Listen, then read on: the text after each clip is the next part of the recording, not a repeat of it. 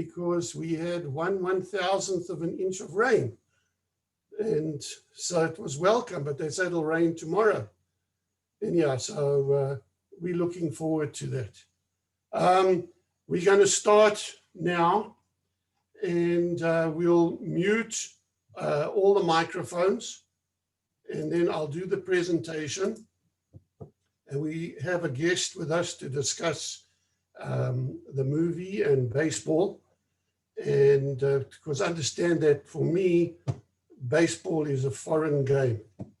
So that's something we need to explain.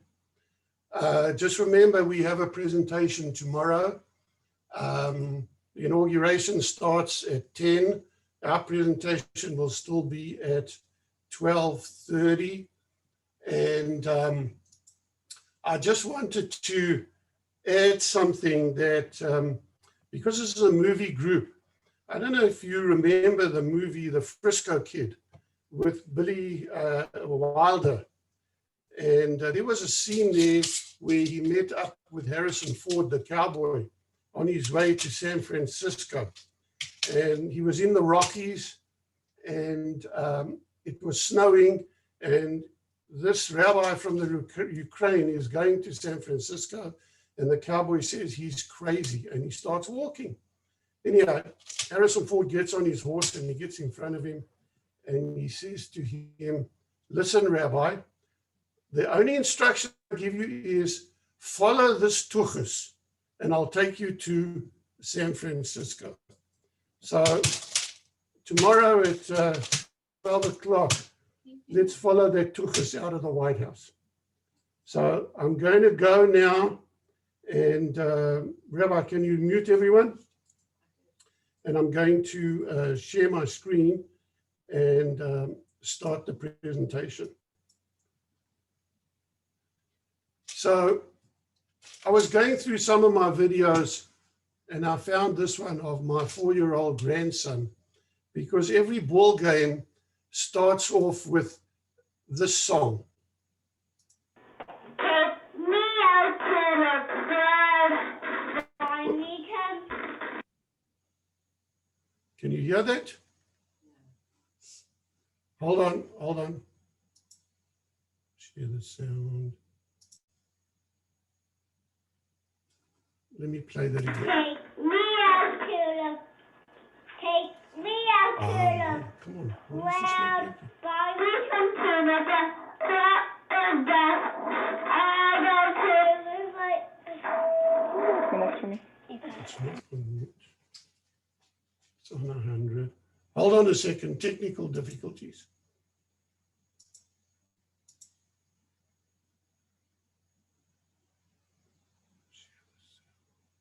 And we want to.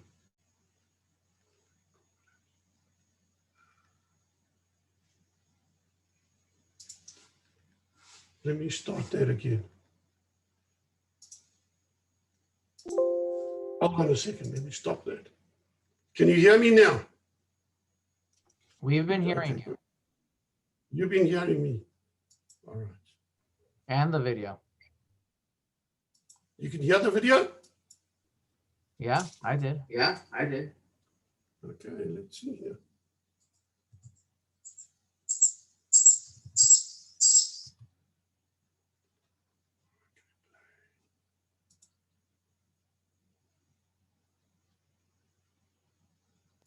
Take me out to the club. I need him. Take me out to the. Take me out to the crowd. Buy me some peanut butter. That is best. I go to the. Connect for me. Take me. Okay, so once again, note that the views expressed in this presentation are mine and mine alone. They don't express the views of Chabad of Arizona or Smile on Seniors. Jewish spies who are not in the Mossad. The most famous was Eli Cohen. Other than that, there was Mo Berg and Jonathan Pollard.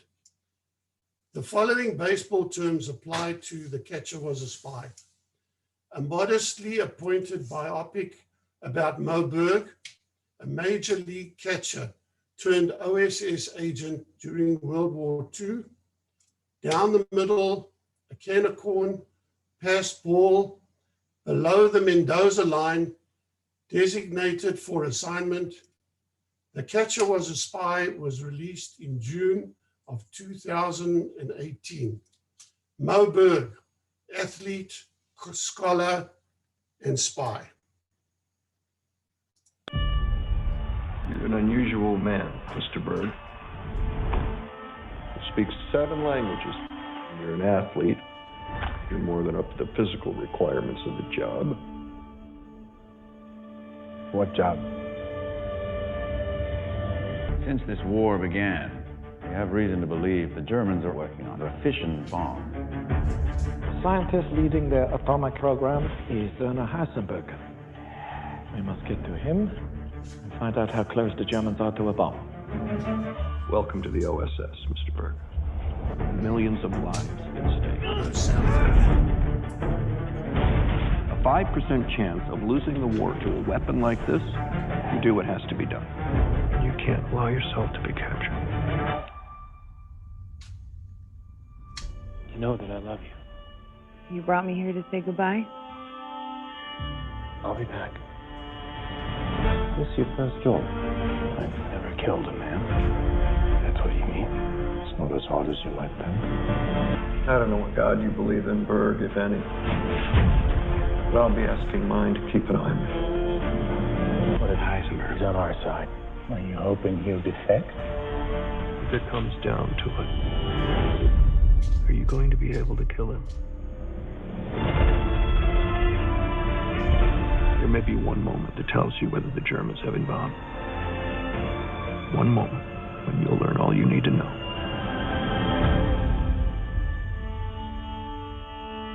No more. In other words, he is a consistent underachiever.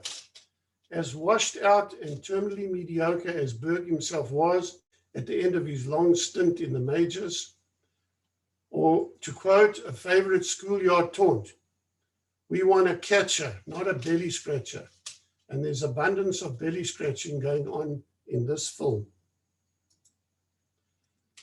In May 2019, 11 months later, a film director, Aviva Kempner, released her documentary, The Spy Behind Home Plate. The real-life inspiration for this character is so fascinating that if you start reading about him, you'll find yourself tumbling down one research rabbit hole after another. Morris Mo Berg was described as the strangest man ever to play baseball by John Kiernan, a former sports columnist for the New York Times, as the most scholarly athlete I ever knew. Born in Manhattan, but raised in Newark, a son of Ukrainian Jewish immigrants, Berg graduated from Princeton, quite an accomplishment for a young Jewish man in the anti-Semitic Ivy League university system. It was his .337 batting average that lifted Princeton to an 18 games winning streak during his senior season. After graduating from Princeton, he played baseball professionally for 15 seasons while earning a law degree at Columbia University and passing the bar exam. We'll discuss this later. The day after he graduated, he became a member of the Brooklyn Dodgers. After playing 49 games, Berg took part of his $5,000 signing bonus and went off to Paris to study French at the Sorbonne. In 1926, he was sold to the Chicago White Sox. At shortstop, Berg sometimes discussed strategy with his second baseman in Latin. A year later, he was switched from shortstop to catcher. Behind the plate, calling the pitches, running the game, and handling the pitcher. Certainly, he must have been outstanding at that facet of the game. He was a student of the game. In spring training in 1930, Mo tore a ligament, reducing his role to journeyman backup catcher. Over the next 5 years, Professor Berg, as he was known, moved from Chicago to Cleveland, then Washington, then back to Cleveland, and finally to Boston. He spoke 10 languages, read at least 10 newspapers a day, and befriended several famous figures in his time, including Albert Einstein and Babe Ruth. This is the trailer to The Spy Behind Home Plate, the Aviva Kempner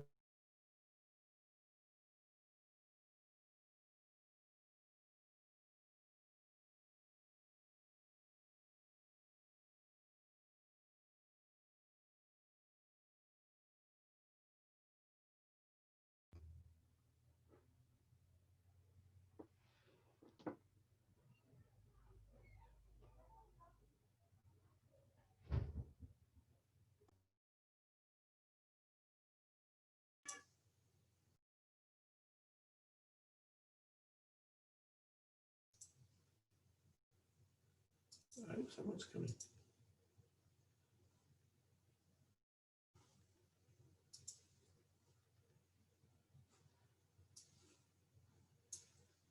Is it going?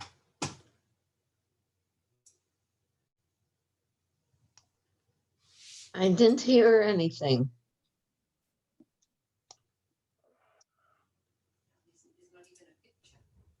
I think Izzy had technical difficulties.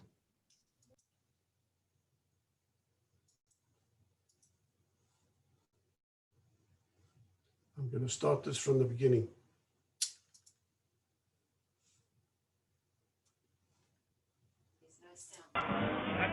Whenever you're talking about anything with Mo Berg, the first thing you have to understand is it's going to be complicated.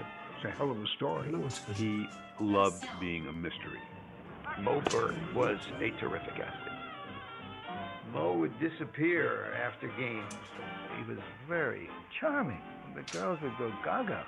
He was a loner who wanted to experience the world and found a way to do it. Who is this guy who can do all of this? He was smart and he was funny. Casey Stengel said he could speak 7 languages, but couldn't hit in any of them. Brain and brawn really does make Mo Berg the ultimate Jewish athlete. Mo Berg was very aware that peace was going to be disrupted in the world. The catcher has to have that bird's eye view. Was he doing intelligence work while he was still in baseball?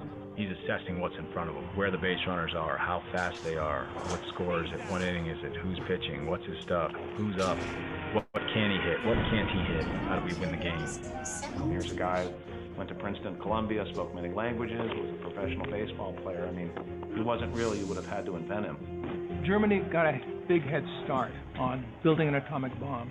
And it was very obvious that if anybody could ever unlock this great secret, they'd control the world. The OSS had given the Manhattan Project its own spy, and that was Mo Berg. That had to be about as dangerous a job as a fellow could undertake. He went behind the lines in a war where a man's life isn't worth 2 cents, you know. I think it takes a great patriot to do something like that. Mo Berg's father never went to see him play a single game. But Mo Berg said he'd rather be a baseball player than be a Supreme Court justice. What he wound up being is an American hero.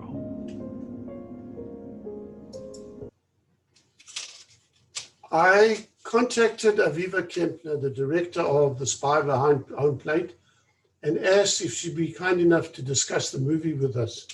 She vehemently declined, stating there were too many lies and non-factual events in The Catcher Was a Spy.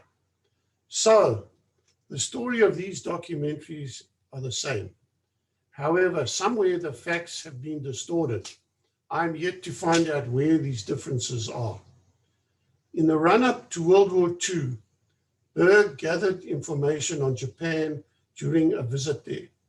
While touring with an exhibition squad in Japan before Pearl Harbor, he takes the initiative to shoot footage of its harbors and naval shipyards, having heard buzz of Japanese engagement in the war. The footage, along with his Ivy League connections, is enough to convince the OSS general to bring him on board. He went behind enemy lines in Europe to uncover secrets about the Nazi nuclear program and was a hair's breadth away from assassinating Werner Heisenberg. Aviva Kempner, the documentary's director, packs in plenty of other exploits. More than 60 historians, journalists, and family members, some in archival videos, are heard from, including Nicholas Davidoff, whose book, The Catcher Was a Spy, recounted Berg's adventures and was made into a 2018 movie. There's much to absorb throughout The Spy Behind Home Plate, and sometimes details speed by too fast or digressions go a bit too long. Still, Kempner's passion for her remarkable subject is always evident. If she wants you to know a lot about Mo Berg, that's because there is a lot to know about. Back to The Catcher Was a Spy. After logging time doing desk work, Berg gets the opportunity to take the lead on a dangerous secret mission. As the United States rushes to become the first atomic power with the Manhattan Project, there is a concern that the Germans, led by Werner Heisenberg, will beat them to this devastating technology. While there is doubt over Heisenberg's scientific advances and further doubt about his moral willingness to create the bomb, a threat is significant enough that Berg is asked to assassinate him.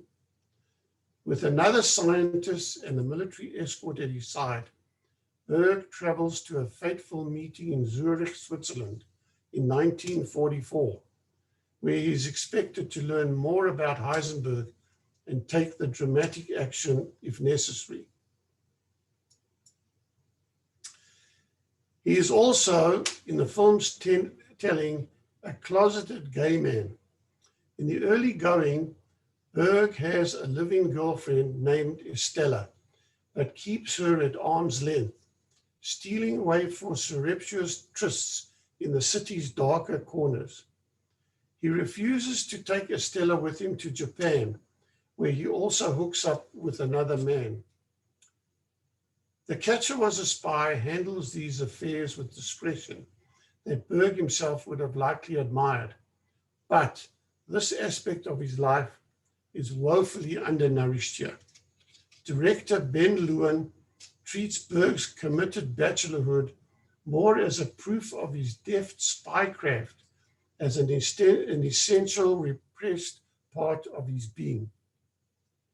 Then again, the film does have insight into Berg's eagerness to blend in and embrace his role as an outsider within his own country. In a telling scene, a friend at the Princeton Club apologizes for a choir that's been asked to sing the Battle Hymn of the Republic. But Berg not only deflects the apology, but raises his voice as loudly as anyone in the room. His patriotism reads both as a genuine and a cover for his true self, which is exactly the sort of contradiction a better film would have explored more deeply.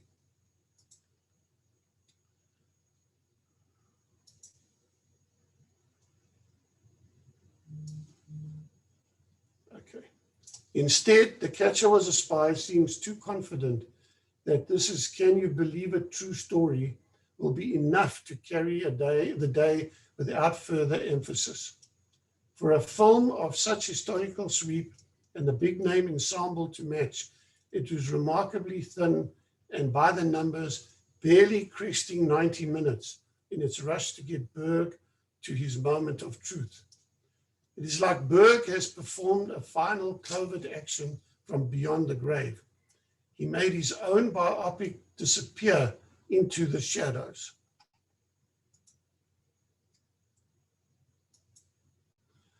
In the long, glittery roll call of baseball, Mo Berg is a background name, lost in the shadows of an A and even a B list. Yet he somehow hung around the majors for 15 seasons. The slow-footed utility player with a quick wit, a talent for languages, and a touch of genius to the cloak and dagger world of espionage. The story of Mo Berg, who was a backup catcher, who was a frontline spy, begins with a trip to Japan. He had an all-knowing look and a closed mouth, which suggested he could keep a secret. He was a mystery. He didn't want people to know too much about him. Maybe that's why he was so successful. On the face of it, Cleveland backup catcher did not qualify to make their trip to Japan with all-stars like Babe Ruth and Lou Gehrig. On a similar trip 2 years earlier, Berg demonstrated his talent, not with word of mouth, but with a movie camera. He was fluent in Japanese, which was one reason they took him over to Japan. The buzz in Japan was all Mo Berg because you could talk to him, but he wasn't the acting team's spokesperson. Mo was taking in the sights with his movie camera. The camera was risky, as the military mind of Japan assumed anybody carrying a camera was automatically a spy. The Japanese were increasingly hostile towards the Americans. One day, the team was at the ballpark. Mo disappeared. He was taken in by Tokyo's back streets, mazes, and alleyways. He is dressed in a Japanese kimono, walking the streets, and he comes to the hospital under the pretense of visiting the ambassador's daughter.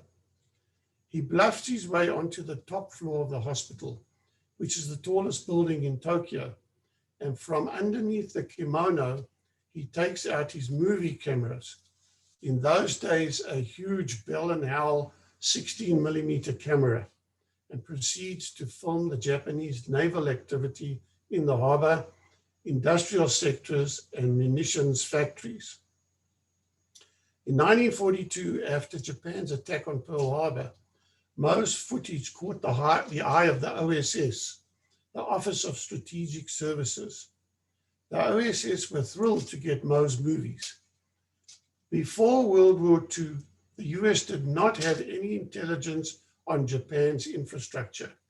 At this time, relations between the US and Japan were strained, and there were no planes available in the region to take the aerial surveillance footage. At the end of the tour, he asked the other players, including Lefty Gomez, the Hall of Fame pitcher, for their footage, promising to get it back to them. Gomez mentioned later that when the movies were returned to him, they were in a US government envelope. It is not known what Mo Berg's footage helped. It's not known if Mo Berg's footage helped make Jimmy Doolittle's bombing raid on Tokyo in 1942 a success. His prowess in collecting information for the OSS was unbelievable for someone who was not trained as a spy. In honor of these and many other colorful secret services, Berg was awarded the Presidential Medal of Freedom, which he refused to accept for reasons he kept to himself. Who is Werner Heisenberg?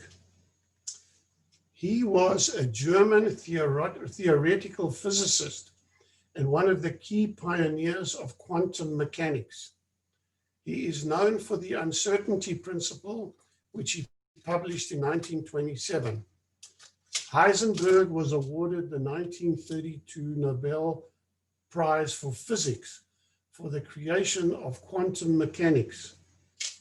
Heisenberg also made important contributions to the theories of hydrodynamics of turbulent flows and the atomic nucleus, ferromagnetism, cosmic rays, and subatomic particles. He was a principal scientist in the German nuclear weapons program during World War II. He was also instrumental in planning the first West German nuclear reactor in Karlsruhe, together with a research reactor in Munich in 1957. Following World War II, he was appointed director of the Kaiser Wilhelm Institute for Physics, which soon thereafter was renamed the Max Planck Institute for Physics. Heisenberg was raised and lived as a Lutheran Christian, an eminently very well qualified scientist. He is revered today, as was Walter White in Breaking Bad. Werner Heisenberg was born in Würzburg, Germany. And I had to stick this slide in, which is Würzburg in 2019, where we visited on a river cruise. So the question is the catcher a spy, or is the spy a catcher? A catcher has a view of the entire diamond. A catcher is masked, padded, and helmeted like no other player on the field. A catcher sends secret signals to the pitcher. A catcher has secret meetings with his coach and the pitcher. A catcher makes split-second decisions with runners on base. A catcher decides his first target. Mo Berg was an expert in all of these fields. And to answer this, I'm going to introduce my guest, Hal Altman, currently president of the JCC Orange County, a successful entrepreneur, philanthropist, baseball and ice hockey expert, and someone I'm honored to call my friend. I consider Hal as my expert on baseball. In his youth, Hal was drafted to the Dodgers in Kokomo, Indiana. He took Pinky and I to our first baseball game here in the USA, the Angels. As we sat behind home plate, I was astounded with Hal calling every pitch, where it was, where they were expected to hit, and all the stats that go with the game. So welcome, Hal, welcome to our group. I'm going to spotlight you. Can you all hear me? Okay. Hal. Where's Hal? You need to unmute, Hal. Okay. Thank you. Good All right. morning. Good morning. So, if all carry the on. things that Izzy said were true about me, I'd be in the Hall of Fame. So what's the greatest irony of this whole movie and the whole situation is that not now, but in Mo Berg's days and when I grew up playing ball, nobody wanted to be a catcher. It was just a thankless, you got hurt, it was hot, you were wearing equipment all day, you were in a crouch all day, people were spitting on you. It was just a thankless job. So it was called the tools of ignorance. So somebody would say, you're a catcher. Oh, go put the tools of ignorance on and get behind home plate. You know, we feel sorry for you. But in truth, as Izzy says, the general is behind home plate. When Mo was about 7 or 8 years old, his father was a great baseball fan. And Mo couldn't understand why his father was so intent and so excited on every single pitch. And his father explained to him in detail, because even at 7, he was able to understand this and picture it, that the catcher knows where all 8 other players on his side are on the field, where they're positioned. He knows what the pitcher throws best, a fastball, a curveball, a slider. And now the other team has approximately 13 to 15 hitters who he could possibly throw to that day. So the catcher has to know every individual on the other team, what his strengths are, what his weaknesses are, where he hits, where he strikes out. So the catcher is really the center, the brainchild of the whole infield. He tells the shortstop and the second baseman and the center field. If you watch baseball on TV, when they show that picture from center field home, sometimes you see the second baseman and the shortstop turn their head in so they could see the signals that the pitcher is giving. That tells them if it's a curveball, they're going to stay where they are. If it's a fastball, they might move to the right or the left, depending if it's a left-handed pitcher or not. So how is Mo able to do all these things and still play baseball? So let's go back to 1928. Players played for 1 year only. There were no such thing as multi-year contracts. They worked for 6 months. There was no guarantee that they'd come back next year. There was no guarantee they were going to have a job. So no matter how good a ball player you were, whether it be Mo Berg or Babe Ruth or Joe Schmo, the day baseball ended, you had to go get a job for the next 6 months. Most ball players became car salesmen or insurance salesmen because people who knew their names were anxious to meet them and they'd be able to give their pitch. So the majority of ball players in those days got into the car business or the insurance business, somewhere where their employer could take advantage of their status. But they had to go to work. So for 6 months of every year, Mo had the opportunity to travel, go to college, further his degrees, and still keep up his life as a ball player when he came back. Also in those days, you could count all the Jewish ball players on about 4 fingers of that poor catcher. The first Jewish ball player was by the name of Lip Pike in 1887. That's the first Jewish ball player. The next semi-prominent ball player was a Jewish ball player, was a fellow by the name of Harry Danning in the early 30s. So there was a big gap between it. Remember, in those days, there were no, as they called them then, there were no Negroes playing. There were no Jews playing. It was an absolute white Christian sport in most cases. Along came a fellow by the name of Hank Greenberg, which I'm sure you've heard of, who at that time and is still probably ranks in the top 2 or 3 famous names of Jewish ball players. Hank Greenberg, besides being a fantastic ball player, was the first ball player to sit out a World Series game on Yom Kippur. And where was that repeated? By Sandy Koufax when he was with the Dodgers. He also sat out Yom Kippur. The Dodgers had another Jewish player by the name of Shawn Green, who was Jewish by birth, but not necessarily Jewish by practice. He had the opportunity to set the example and decided to play on Yom Kippur. So that was the difference between 3 famous Jewish ball players. When they talk about Mo only hitting 245, in those days, a catcher hitting 245 was a pretty good ball player because they couldn't run because they were down on their haunches all day. They were tired, they were hot, they were sweaty. Most every catcher, if you looked at his hands, would have fingers going in different directions from having broken fingers from foul balls. Catchers had a tremendous amount of tolerance for pain. Going back a little bit to when Issy started taking me out to the ball game, those of you, if any of you are from Chicago, know that Harry Carey was the Cubs TV announcer. And he started a tradition at Wrigley Field about 30 years ago, playing Take Me Out to the Ball Game between the 7th inning stretch.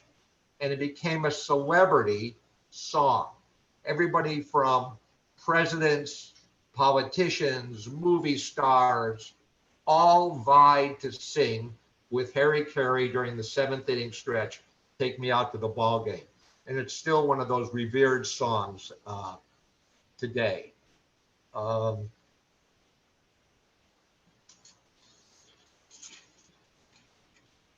in all, Mo Berg had something, an imagination. He wanted to imagine something other than just what he was doing. He took that imagination to his law degree, to being a spy. He had the perfect temperament. But when it came down to making that decision, the biggest decision of his life, the biggest decision of the war, he used that same thought pattern that he was when he was a catcher. What was the situation? Was this man going to create an atomic bomb? Did he have the knowledge to do it?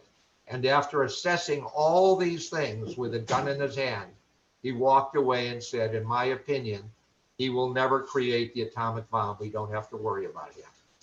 And so he used his experience, the pressure of being a Major League Baseball player, the pressure of being a spy, to help him make his final decision.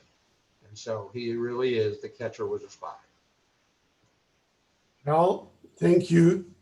Very enlightening about baseball and how he fitted in as a spy.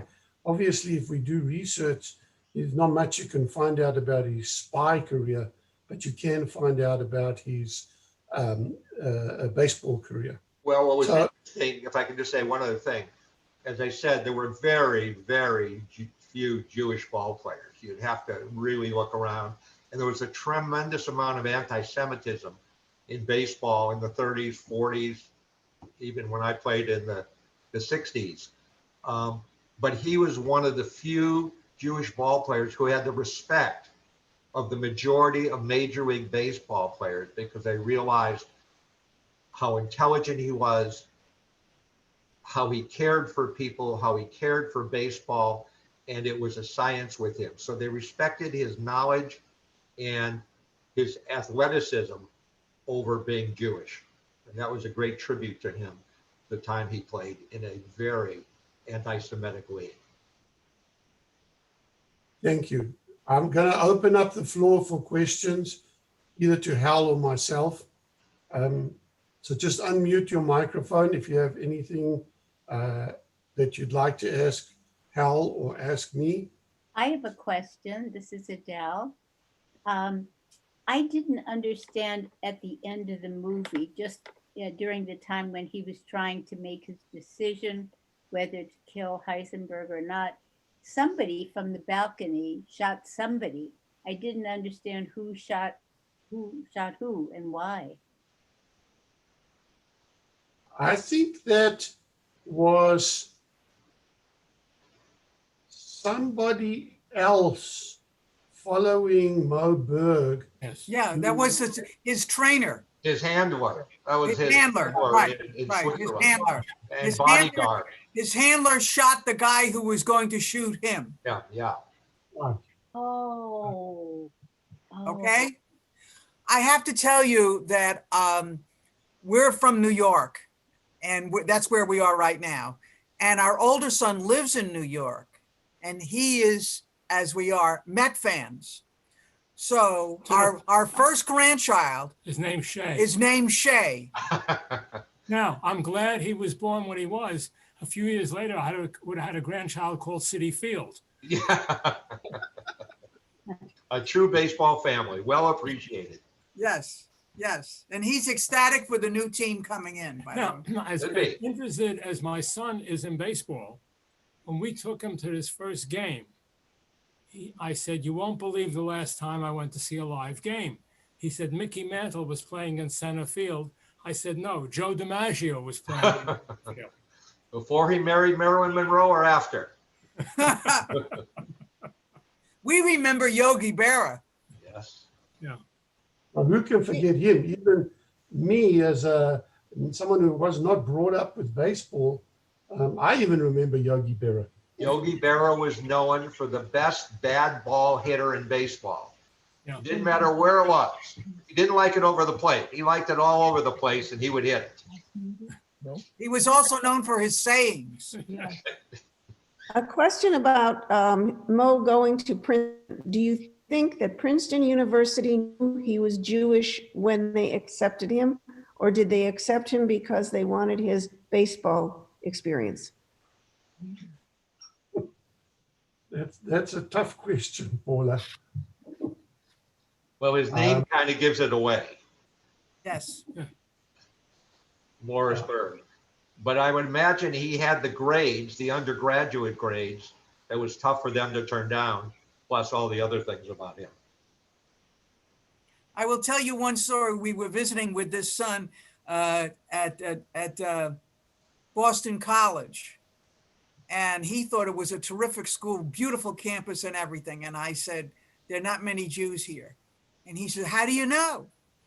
So I went over to the secretary and I said, how many Jews are in the college? She said, I can't give you that information. But if you ask me how many requested a rabbi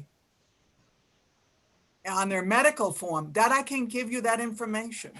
So I said, okay, let me rephrase. Yeah. One of the things that Betty said didn't ring true in the movie was that he went to Kol Nidra service. He seemed to be the most irreligious guy going, and all of a sudden he showed up at a Kol Nidra service. And right before he left for Europe. Yeah. He was looking for something, a greater power, I guess, to take him. Yeah. They also did not mention that he was parachuted into Yugoslavia to assess which Partisan group. partisan group was the ones that we should follow. And the one after that was he was parachuted into Norway and discovered where there was a secret heavy water plant that the RAF had bombed. So those two things were not mentioned In the movie. in the movie. He also had a secret mission to South America, which wasn't mentioned either. I think those were all tests by the OSS to see whether he could handle the job of getting to Werner Heisenberg. What was interesting in the movie, they focused on this one scientist, but I think if the Jews were there, they could have developed the atomic bomb, but they all left. Oh. The brains of the country left. Now, according to the end of the movie, he never picked up his reward. His Medal of Honor. Right, but according to this that I'm reading, his sister, he had a sister that picked it up. And there's a playing card at the CIA headquarters in Washington. Not playing card, baseball card with, encased with one of his baseball cards. The medal is now in the Baseball Hall of Fame in Cooperstown. Right. Out of curiosity, did he actually meet with him face to face at the end to decide whether he was going to shoot him, or is that just because the movie was a movie? It wasn't based, it was based on fact, but it wasn't a fact. He walked him home, walked him back to the hotel. He actually did that? Yeah. That's what it's saying here. Now, whether supposedly. Yeah, I just was curious, is that's the documentary under the film was the same way. Right. Did playing chess between the two protagonists, was that true to life? Their mental conversation about pawn, take pawn, all that. Well, it showed he had strategy, how he used his strategy, just like he did in baseball. And part of that, it was showing in the movie, showing his mental acuity, how he could figure things out. One of the first scenes was when he gave a signal and he threw to second base to get the player out. And the pitcher said, well, how did you know? He said, I just knew, I had the feeling. So he used his, I don't know if it's ingenuity or he just could figure his strategy. He could just figure out the strategy. He saw it in his head before it happened. Yes. Yeah, well, but then again too, if the catcher sees that the runner at first base is advancing, then you know he's trying to steal a base. So that's one of the things that the pitcher doesn't know when he's throwing the pitch. And the pitcher ignored his signal, and through the pitch, they got the guy out. But well, because of his injury, because of his foresight. Right. He had the feeling. Right. Hal, what did you think of the movie? I thought it was entertaining. There were a few, Yes. flaws in it, but I'm a baseball fan. So if you gave a giraffe the baseball bat, I would watch it probably. I enjoyed it. I'll tell you what I enjoyed. I enjoyed when Issy called me and asked me to participate doing further research on Moberg. Mm-hmm. I knew about him, I had heard about him, but I didn't know all these details. And it made me appreciate not only him, but actually the movie a little bit more. So in fact, I went back and I watched it a second time and enjoyed it both times. Did you see the documentary? No. That documentary is very difficult to find because when I spoke to Viva Kempner, she said, I can rent it to you for a fee. Well, I don't want to rent it because it's no good. I saw that documentary at the Jewish Film Festival last year. That's where it was shown. And but it's nowhere to be seen other than the trailer on anywhere. He said he was Jew-ish, so he wasn't religious. Wasn't the at practicing. all. No, he wasn't practicing very much at all. That's why the Kol Nidre thing was. That was when I saw that scene, to me it was pure Hollywood. Absolutely, I agree with you. I thought so too. I mean, I could understand him calling the girlfriend to say goodbye. That I got. But all of a sudden, nah, I don't think so. No, but they Sort of like Neil Diamond in his movie when he's saying Kol Nidre. What? Neil Diamond saying Kol Nidre in the movie. Yeah, or Perry Como. Yeah. Perry Como. That's about the same thing. Well, his superior said to him, I don't know if you believe in God or which God you might believe in. He said, but I'm going to pray to my God to protect you. So there was a discussion about prayer and praying to God. Yeah, that was just thrown in. Denise, go ahead.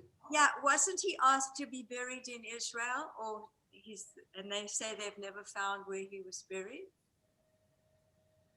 I think they never found where he was buried. It's interesting. When I was a kid, I think it was at the Roxy Theater. It was around the Jewish holidays, and they did Kol Nidre as part of their show, and the comment was it was a Goyish Kol Nidre.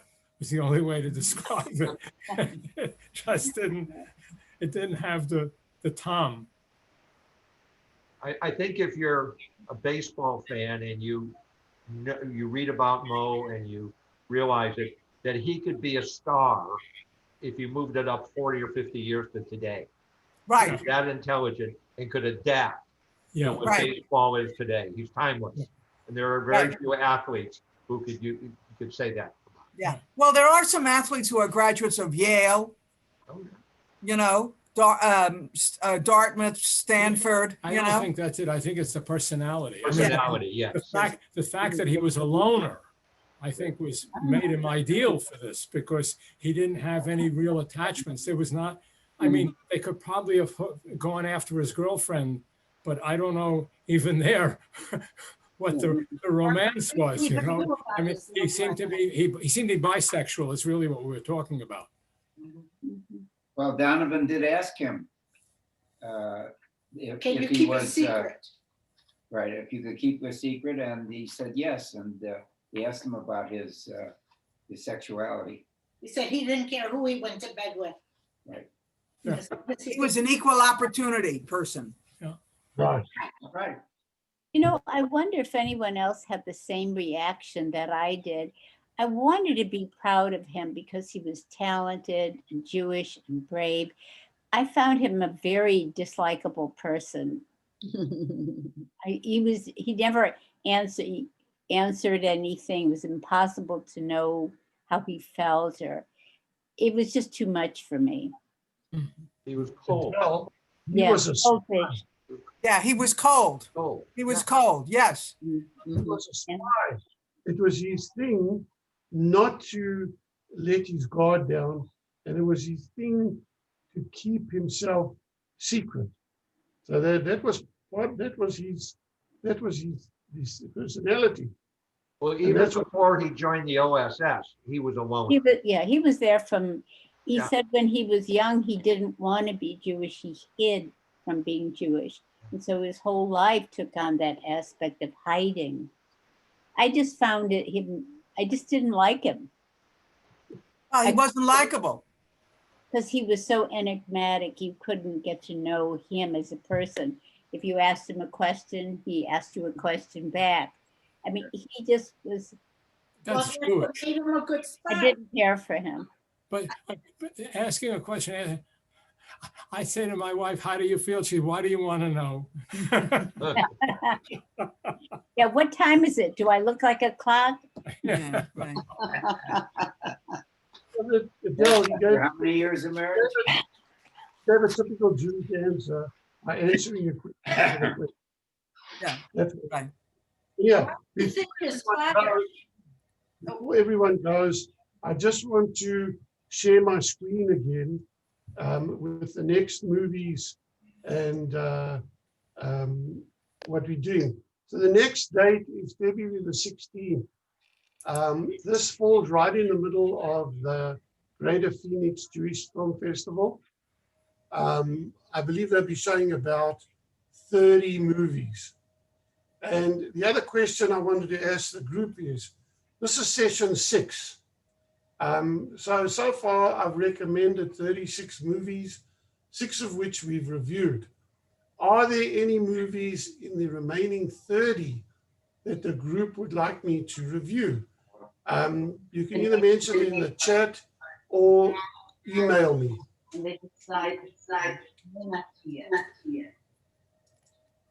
So for the next movies on Netflix, these are the 3 movies I've chosen on Netflix, To Each Her Own, Defiance, and A Serious Man. You don't want to do one? No, come on.